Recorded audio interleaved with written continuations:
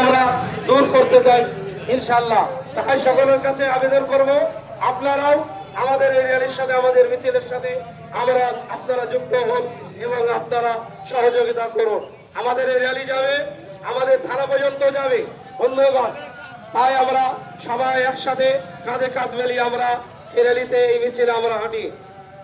ভারতবর্ষ জিন্দাবাদ, জাতীয় সংহতি জিন্দাবাদ, জাতীয় ঐক্যতা জিন্দাবাদ, জাতীয় ঐক্যতা জিন্দাবাদ।